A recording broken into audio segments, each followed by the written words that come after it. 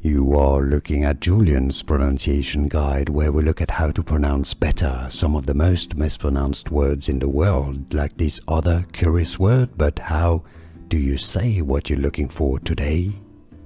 We are looking at how to pronounce these names, and we'll be looking at how to say more confusing names, including from French, but also Irish and Gaelic. He was born, if we're talking about a famous author, he was born in Paris. Anyhow, Maugham is how it's said in British English, while in American English it's said as mom. In both cases there's no real GH sound there. Maugham is how you say it, mom. And now you know.